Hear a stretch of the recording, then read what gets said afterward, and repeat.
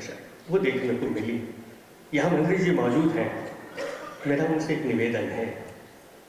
और ये निवेदन ये है कि जिस धरती पर हम खड़े हैं, बिहार ग्रंथ अकादमी में जो काम माननीय सहाय जी ने किया, जिस तरह से उस दौर में अनुवाद हुए, जैसे उन्होंने काशी प्रसाद जायसवाल जी की पुस्तकों का अनुवाद अंग्रेजी की पुस्तकों का हिंदी में कराया और बिहार ग्रंथ अकादमी को समृद्ध किया। 60वां ऐसी पुस्तक भी यहीं से आई थी। ऐसी संस्थाएं, बिहार ग्रंथ अकादमी, हिंदी साहित्य सम्मेलन, नागरिक प्रचारणी सभा, एशियाटिक सोसाइटी, जो आज भी हमारी धरोहरों को मजबूत कब्जे में दबाए बैठे हैं। मेरा निवेदन है मंत्री जी से, इस अवसर पर इस इतिहास के जो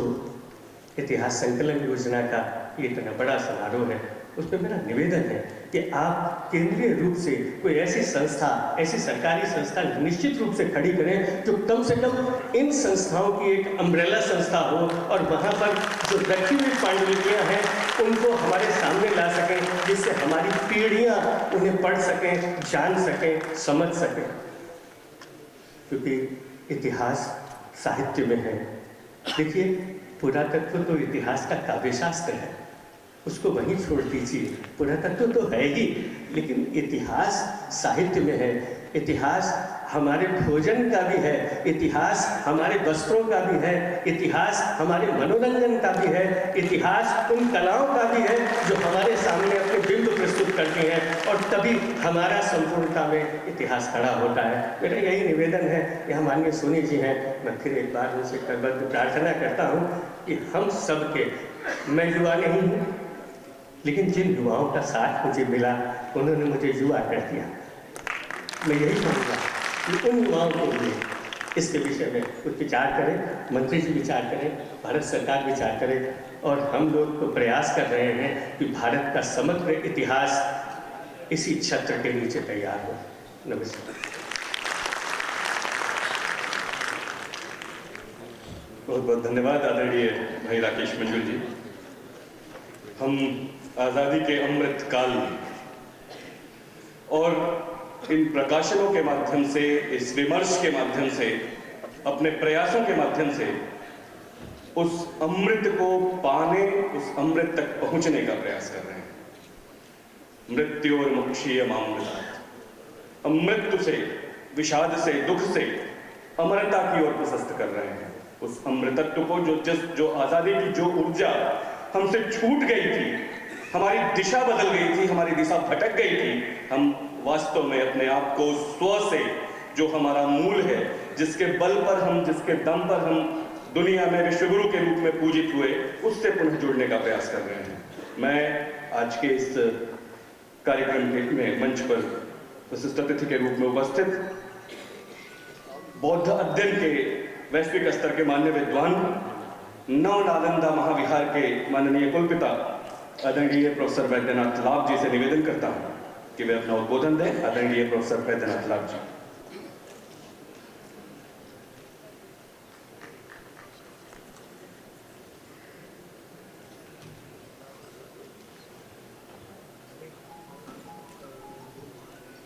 मंचस्थ हमारे अत्यंत विशिष्ट मुख्य अतिथि माननीय शिक्षा मंत्री श्री धर्मेंद्र प्रधान जी, इस विश्वविद्यालय के कुलाधिपति श्री गोपाल नारायण सिंह जी, हम सब के प्रिय, अत्यंत प्रिय और अत्यंत आदरणीय भाई साहब डॉक्टर बालमुकुंद जी, प्रोफेसर सत्यप्रकाश पेंशन जी, परम आदरणीय सुरेश सुनील जी और अन्य सभी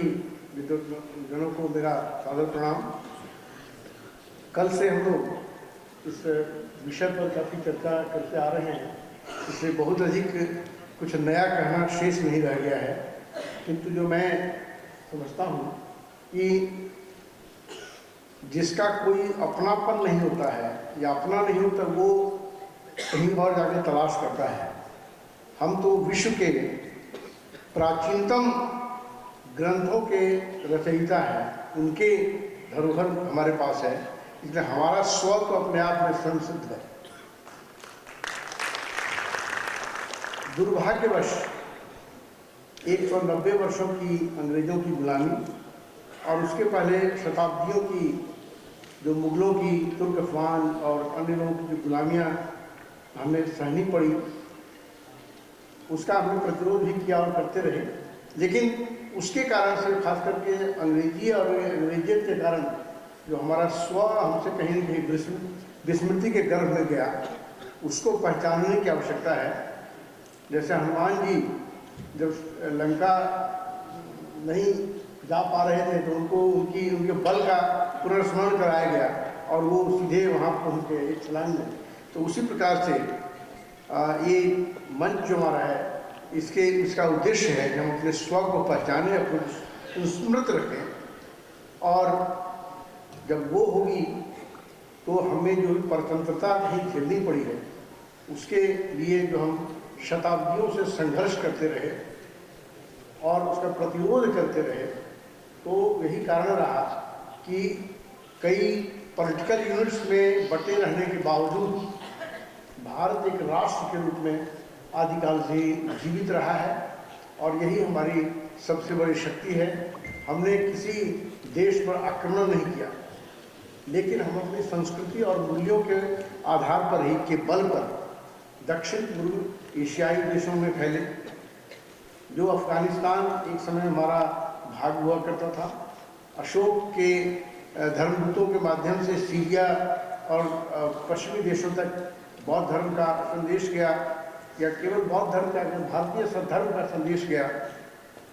तो यह केवल कोई पॉलिटिकल यूनिटी वाली बात नहीं थी, क्योंकि हमने पॉलिटिकल यूनिट में बहुत अधिक विश्वास नहीं किया। हमने अपने मूल्यों के माध्यम से पूरे विश्व में अपने को संचार किया, और इसी के बल पर हमने किण्वंतो विश्व आर्यम की बात कही। इसी के बल पर हमने वसुधैव कुटुंबकम का जो कंसेप्ट है उसको डेवलप किया, और उसको केवल डेवलप ही नहीं किया, उसको मानते रहे। तो यह जो हमारा अखिल भारतीय इतिहास संकलन योजना का एक संकल्प है, और उस संकल्प के साथ हम दिनानुदिन, वर्षानुवर्ष हम एक अपने शक्ति का तो स्थापित करते जा रहे हैं। और जिस प्रकार से इतिहास को कुछ हमारे स्वतंत्रता के पश्चात भी कुछ विकृत मानसिकता वाले इतिहासकारों ने और वैचारिकों ने जिस प्रकार से इसको विद्रूपित किया, उसको हम लोग पूरी दृढ़ता के साथ और नामूलम लिख्यते किंचित इस सूत्रवाक्य के साथ हम उसको फिर से पुनर्स्थापित करते जा रहे हैं। इसके लिए मैं अपने पूरे अखिल भारतीय इतिहास संकलन योजना के, हम सब उसके पार्ट हैं, मैं तो अपने आप को भी कहता हूँ कि हम सबको बधाई है उसके लिए, और हम लोग दृढ़ संकल्पित होकर के उस रास्ते पर आगे बढ़ते चलें। और एक वातावरण जो तैयार हुआ है हमारा, वह वातावरण, उसको कहीं पर रुकना नहीं, उसको कमज़ोर नहीं होने देना है। यह संकल्प हमारा रहे, यही हमारी शक्ति है, और यही भारत माता के प्रति श्रद्धांजलि है, यही विश्व साहित्य और विश्व इतिहास की दिन है। इन बातों के साथ समय की सीमा को रखते हुए मैं अपनी वाणी को विश्राम देता हूँ। बहुत धन्यवाद। बहुत बहुत धन्यवाद वैद्यनाथ साहब सर। वास्तव में हम 1947 में स्वाधीन हैं, लेकिन हमें फिर से एक बार विचार करने की आवश्यकता है कि हमें अपना तंत्र मिला है। जो हमारा मूल था, हमारी भाषा, हमारी संस्कृति, हमारा धर्म, हमारा अध्यात्म, जो हमारे गौरव के बिंदु थे, वो शायद हमसे उस रूप में हम उनसे नहीं जुड़ पाए जो हमें दिखाया गया ब्रिटिशर्स के द्वारा और उनके मानस पुत्रों द्वारा। हम कहीं उधर ही उन्मुख तो नहीं हो गए।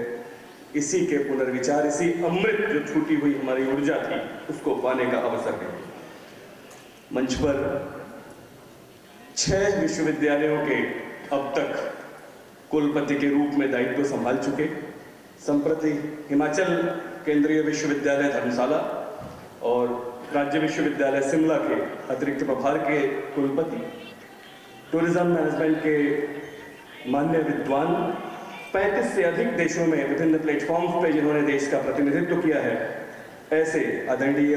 और भारतीय इतिहास संकलन, अखिल भारतीय इतिहास संकलन योजना के विद्वत प्रमुख आदरणीय प्रोफेसर सत्यप्रकाश बंसल जी से मैं निवेदन करता हूं कि अपना उद्बोधन दें। सत्यप्रकाश बंसल।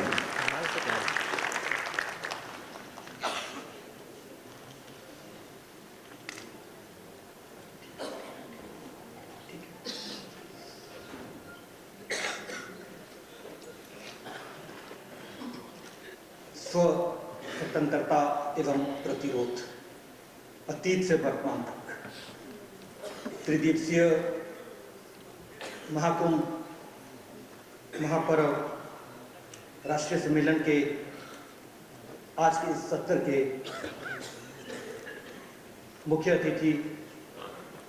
परम आदरणीय श्री धर्मेंद्र प्रधान जी,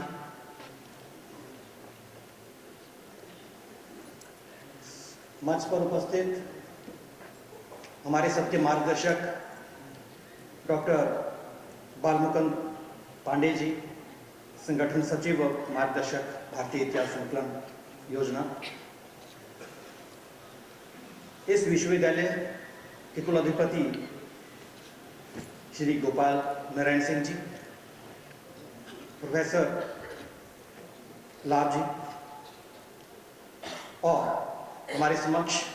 परम श्रद्धेय परम आदरणीय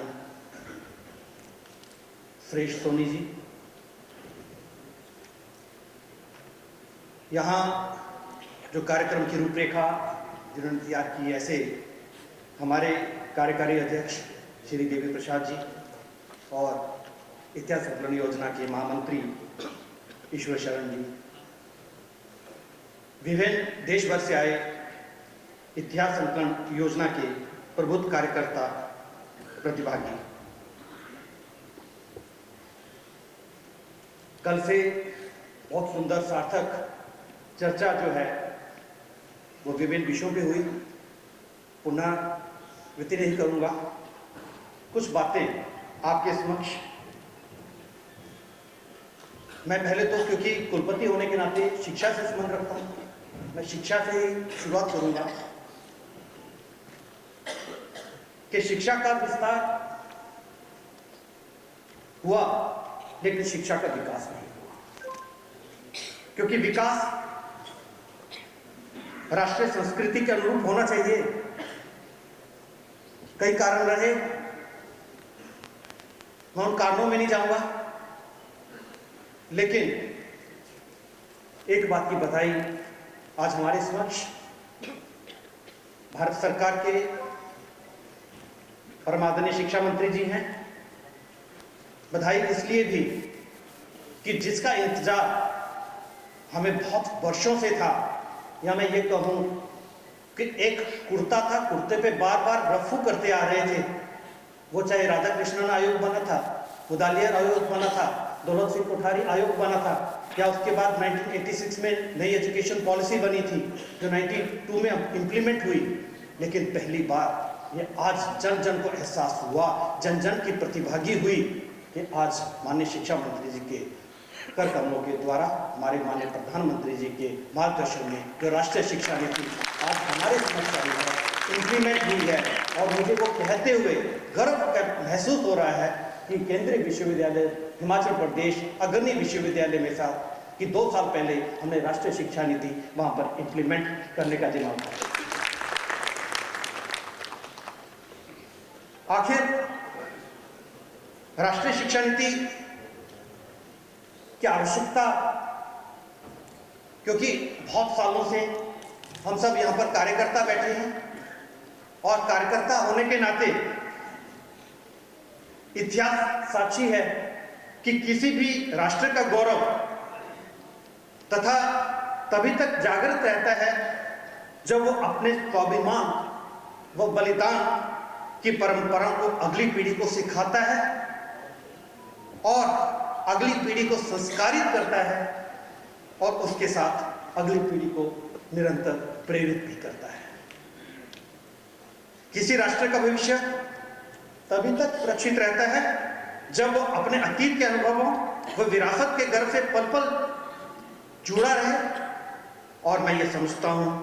कि भारतवर्ष का तो इतिहास इतना समृद्ध है, इतना गौरवपूर्ण है, इतना मैं समझ सकता हूं कि कहीं ना कहीं जब हम नालंदा तक्षशिला विश्वविद्यालय की बात करते हैं और जब हम अपने अतीत की तरफ जानते हैं और जब डॉक्टर एंगस मैडिसन को वर्ल्ड इकोनॉमी मिलियन पर्सपेक्टिव में जब आंकलन करने का जिम्मा मिला और उन्होंने जब आर्थिक को देखा, उन्होंने कहा कि भारत देश जैसा कोई देश न था और आगे आने वाले समय में ना होगा। कारण क्योंकि जब उन्होंने कहा कि जीडीपी पूरे विश्व की लगभग 1012 ईस्वी में 50% से कम होती जब हमारा देश आज़ाद हुआ, वो चाहे 800 वर्षों का मुगल का काल रहा हो या 200 वर्षों का ब्रिटिश काल रहा हो, कई कारण रहे हों, तो एक बार सोचने का तो था कि जब हमारा देश आज़ाद हुआ या देश की आज़ादी के बाद क्या सचमुच में हमने स्वयं को आत्मसात किया, क्या सचमुच में जो स्वतंत्रता हमें मिली उस स्वतंत्रता को हमने कहीं न कहीं आत्मसात किया। एक बार राधा कृष्णन जी ने कहा था, we need the best minds not the best brain. We need to produce best mind, क्योंकि माइंड जो समाज के साथ जुड़ा हो, माइंड जो देश के साथ जुड़ा हो, राष्ट्र के साथ जुड़ा हो, क्योंकि ब्रेन हो सकता है, माइंड ब्रेन नहीं होता। और यही कारण है कि जब हमारे समक्ष राष्ट्रीय शिक्षा नीति आई, राष्ट्रीय शिक्षा नीति के लिए जो सबसे पहला मंत्र था वो था कि विद्यार्थी का सर्वांगीण विकास हो। ऐसी शिक्षा कहीं ना कहीं जो राष्ट्रीय शिक्षा नीति से गुजरी, क्योंकि जब हमारे पास शास्त्री जी ने नारा दिया था जय जवान जय किसान, उसमें एक और ऐड हुआ था जय विज्ञान, जो अटल बिहारी वाजपेयी जी ने किया था, और माननीय प्रधानमंत्री नरेंद्र भाई मोदी जी ने जो आगे जय अनुसंधान, मैं समझता हूँ कि अनुसंधान के बलबूते पर आज जो अनुसंधान हमारा हो रहा है, अनुसंधान का केंद्र बिंदु जो है वो राष्ट्र है, भारतीयता है। और जो अभी सर्वांगीण विकास की हम जो बात करते हैं, ऐसी शिक्षा हमारे समक्ष आई है जिसका हमारे ऊपर दायित्व बनता है कि कहीं ना कहीं उस शिक्षा के नाते सर्वांगीण विकास के लिए ऐसी शिक्षा जो जानने के लिए हो, यानी कि acquiring a body of knowledge, ऐसी शिक्षा जो साथ रहने के लिए हो, करने के लिए हो, एक्वायरिंग कॉम्पिटेंट, और एक ऐसी शिक्षा जो कि होने के लिए हो सेल्फ रियलाइजेशन। आज जरूरत है उस चेंज की, because life is a collection of change, so don't avoid change, try to change the challenge, but some act as a stepping stone, some act as a real we can say a challenge and try to change the challenge, don't challenge the change। Deendayal Upadhyay ji ने कहा था एकात्म मानववाद में कि टुकड़ों टुकड़ों में हमें विचार नहीं करना, बल्कि हमें विचार एकात्म मानववाद में करना है। हमें सबको मिलकर के विचार, अगर हम टुकड़ों टुकड़ों में अभी भी विचार करेंगे तो स्वयं की अनुभूति हम नहीं कर पाएंगे। कहीं ना कहीं भारतीय भाषाओं का विस्तार करने के लिए हमें इस राष्ट्रीय शिक्षा नीति का सहारा लेते हुए, और मैं कह सकता हूँ बहुत थोड़ा समय नहीं लूँगा क्योंकि समय की मर्यादा को ध्यान में रखते हुए मुझे ऐसा लगता है कि आज जो हमने विश्वविद्यालयों में, क्योंकि हमें 4 विश्वविद्यालयों, 4 स्टेट्स का हम एक नोडल अधिकारी और चेयरमैन भी बनाया है, उस नाते जब हम शिक्षा नीति की बात करते हैं, आज मैं ये समझता हूँ कि केवल मल्टीडिसिप्लिनरी, ट्रांसडिसिप्लिनरी और उसमें कितने विद्यार्थी रजिस्टर्ड हुए हैं, या adoption of multiple entry multiple exit, adoption of academic bank of credit, या फिर ODL की बात करें, या मूव्स की बात करें, या हम रिसर्च एंड डेवलपमेंट सेल की बात करें, या इंडस्ट्री इंस्टीट्यूट लिंकेजेस की बात करें, या फिर जो अभी प्रोफेसर ऑफ प्रैक्टिस की बात की है, बहुत से इनोवेटिव स्टेप्स जो हैं हमारे मिनिस्ट्री ऑफ एजुकेशन में माननीय मंत्री जी की अध्यक्षता में लिए गए हैं। पर मैं ये समझता हूँ कि हमें यही स्टॉप नहीं करना है। एक्चुअल में ये जो भारतीय शिक्षा नीति है, जो हम राष्ट्रीय शिक्षा नीति के नाम से है, इस भारतीय शिक्षा नीति को सही मायने में एक अगले साल का जो 25 साल का एजेंडा जो हमने इस युवा शक्ति को देना है, जो हमारा, क्योंकि युवा देश है, कम से कम 35 करोड़ जनता जो युवा है हमारे पास, आगे आने वाले कई वर्षों तक हमारा युवा देश रहने वाला है। जो हमने 25 साल का एजेंडा देना है वो इसी राष्ट्रीय शिक्षा नीति में से निकलेगा। और मैं ये समझता हूँ कि आगे आने वाला हमें, क्योंकि हम सोने की चिड़िया थे, आगे आने वाला समय भारतवर्ष का है। भारतवर्ष द्वारा से सोने की चिड़िया नहीं, सोने का शेर बनकर के उभरेगा, ऐसा मैं विश्वास करता हूँ। एक बार पुणे में धन्यवाद करता हूँ मंत्री जी का यहाँ पर, और मंत्री जी ने जिस ढंग से हमें, मैं वास्तव में कह सकता हूँ कि पहली बार हमें अनुभूति हुई है जो राष्ट्रीय शिक्षा नीति को हम किस तरह से विश्वविद्यालयों में इम्प्लीमेंट कर रहे हैं। धन्यवाद। जय हिंद, जय भारत। भारतीय इतिहास और संस्कृति के लेखन की विसंगतियों को दूर कर सत्यपरक और प्रामाणिक इतिहास लेखन को हमारी पीढ़ियों के समक्ष लाने का जो दायित्व जिन्होंने ग्रहण किया, जिन्होंने अपना जीवन उसके लिए आहूत किया, ऐसे आदरणीय भाई साहब डॉक्टर बालमुकुंद जी, जिनकी ऊर्जा और प्रेरणा से हम सभी ऊर्जास्वित हैं, प्रेरित हैं, उनके उद्घाटन के लिए मैं आह्वान करता हूं। धन्यवाद ओम जी। भारतीय इतिहास अनुसंधान परिषद नई दिल्ली, गोपाल नारायण सिंह विश्वविद्यालय जमुहार, अखिल भारतीय इतिहास संकलन योजना, नालंदा महाविहार और कुंवर सिंह विश्वविद्यालय आरा के संयुक्त तत्वाधान में आयोजित अखिल भारतीय इतिहास संकलन योजना के 12वें अधिवेशन के आज एक विशेष सत्र में अध्यक्षता कर रहे कर्मयोगी राजर्षि श्री गोपाल नारायण सिंह जी, जो इस विश्वविद्यालय के कुलाधिपति भी हैं, विद्वान कुलपिता प्रोफेसर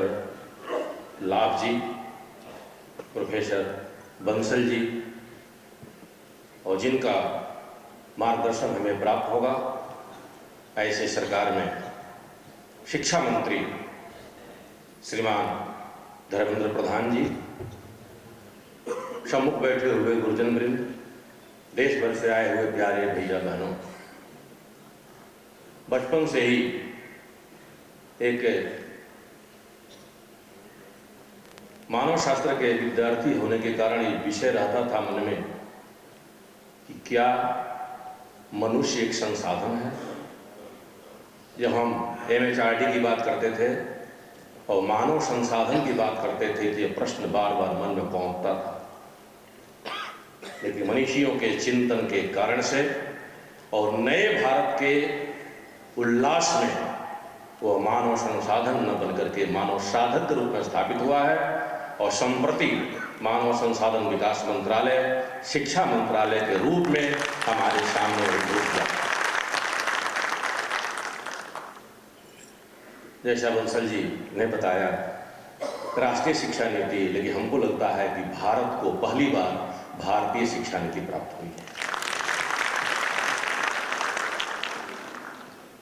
इस वातावरण में जब यह देश एक नए देश के रूप में उभर रहा है, आज़ादी के 25 वर्ष भी आए होंगे, आज़ादी के 50 वर्ष भी आए होंगे, और हम लोग की उम्र इतनी हो गई है कि दोनों को हम लोगों ने विद्यार्थी जीवन से देखा है, लेकिन कोई जान नहीं पाया इसको।